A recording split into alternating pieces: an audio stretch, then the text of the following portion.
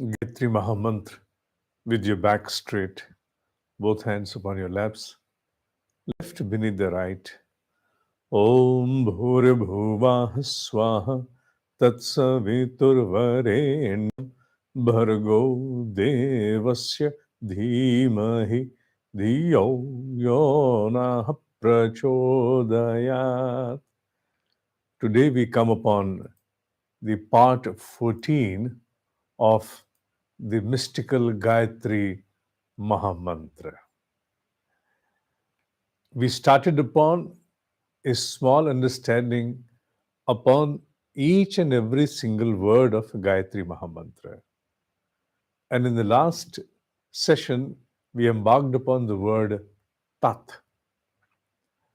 Under this realms of the Brahma Vidya, the omnipresent, the omniscient, the all pervasive, cannot be confined within the limits of one name or form.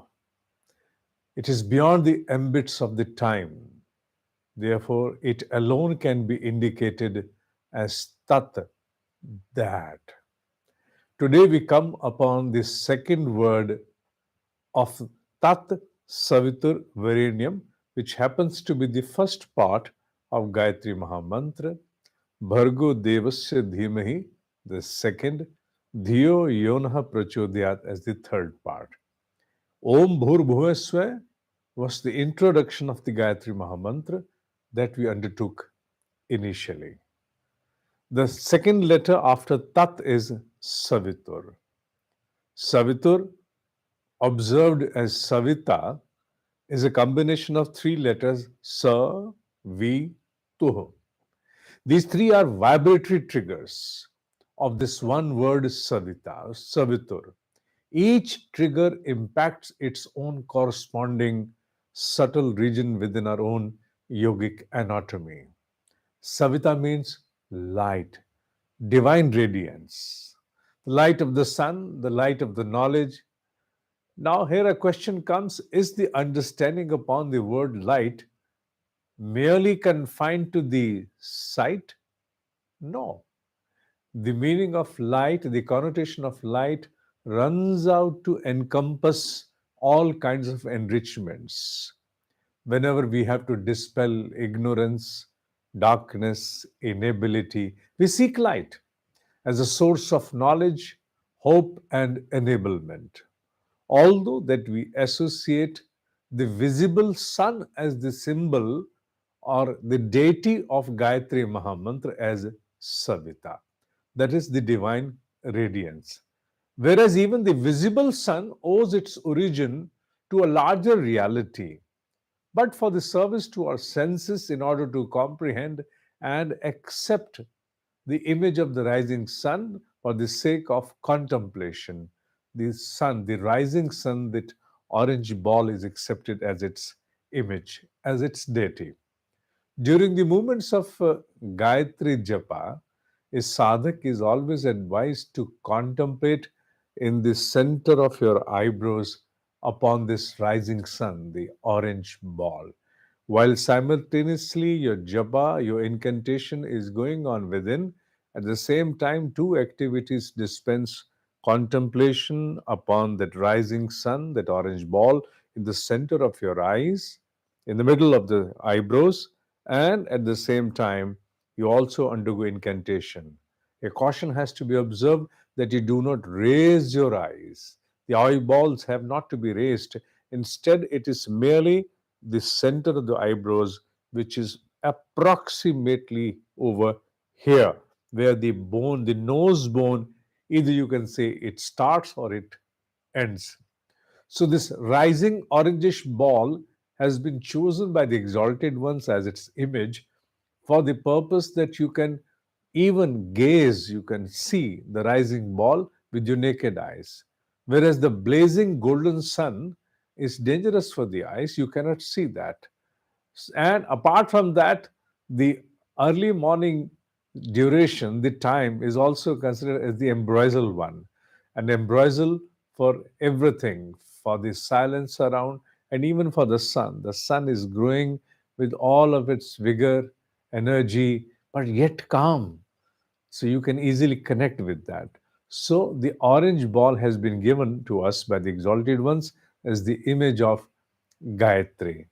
With the constant contemplation upon the orange ball, a moment may arrive within a seeker that the concentration intensified to an extent that within its effulgence your own entire existence appears to melt, as if you become the light by yourself.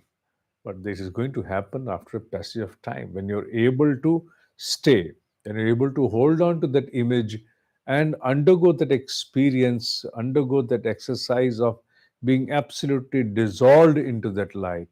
You become one. You and the light become one. This exercise also, in a way, is invocation of the pranic energy through your entirety.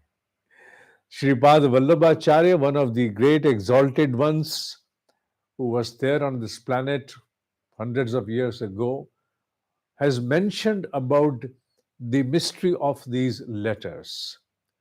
There have been all exalted ones, including my own Brahma Rishi, who has mentioned the details and the intricacies involved into the trigger aspects of these letters, the way they trigger certain vibrations and how they impact our own subtle regions in our own physical as well as the subtle dimension. The first letter of Savitur is Sa, the second is V, the third is Tu. Sa. The subtle region for the Sa trigger is over here, right over here, where on the left eye. This is the left eye over here. So the left eye region is termed as the place for the Sa. The letter Sa triggers an impact upon the region just over here in the left eye. And the subtle organ which it goes on to impact is known as Safala Granthi. Granthi means a knot, and not according to an organ in the subtlety of our own existence, our own yogic anatomy. Anatomy is a modern word we yet deployed in order to connect with that understanding. And the outcome of its vibration, when the vibration contact is generated by the pronunciation of the letter, unknowingly, that particular subtle region known as Safala, it activates, and there is an outcome for that. And exalted ones mentioned that the outcome is courage, courage, prowess. Exalted ones have assigned this subtle region a symbolic deity as well, and the deity is Nri Singh. Nri Singh means a union of half human and half lion.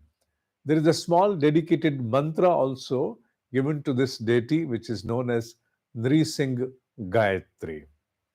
The second letter under Savita is V. Sa, V, Tu, V.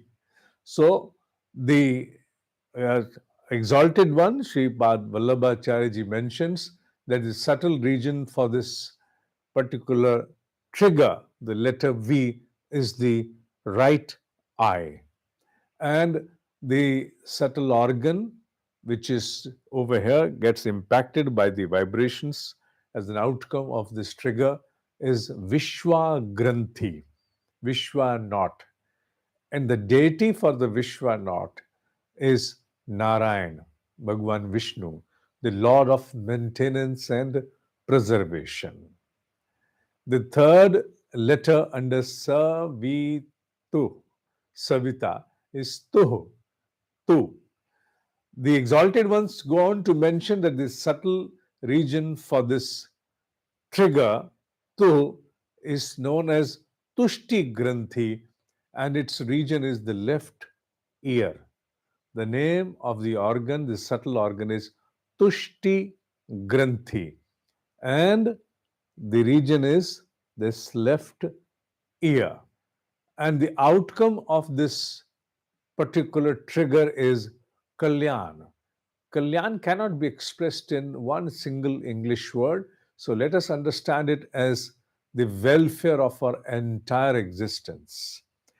And the outcome of this welfare is to ward off all kind of ills. all negativism, all ill can be warded off. And the deity for this vibratory trigger is none other than Shiva, Mahadev.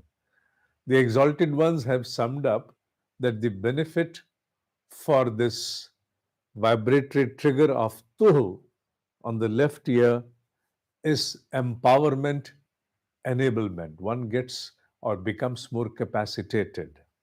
So this goes on for the second word under the first part of Gayatri Mahamantra, Tat Savitur Varenyam. So we were there with the Savita today. As I mentioned a while ago, that Savita, the deity given to it is the rising sun. And when we term Savita, although we indicate towards that ultimate cosmic reality which has no form, yet in order to connect, we have given ourselves the image of the rising sun. And as we teach even the kids regarding the prayer upon Gayatri Mahamantra, we do not involve them in much of the intricacy, but we simply ask them to just stand before the rising sun and contemplate upon it as if you are a sponge soaking within yourself the entire effulgence of the sun, and the rays of the sun are rushing down through all your pores of the body, and you're becoming full. It's rushing down into you. This I had mentioned in one of the earlier sessions as well, but here the reiteration has to come because today we are talking about Savita. And Savita means, in the ordinary parlance, the sun. Although it has a different connotation which is deeper, but yet to connect in an easy term, it has to be understood as the sun. So today we confine this session with the second word of Gayatri Mahamantra, the first part of Savita. Next time, we will come on to the third word under the first part, and that is Varenyam. Having said that, it's enough for the day. Om hi satya hai. Om hi satya hai. Om hi satya hai.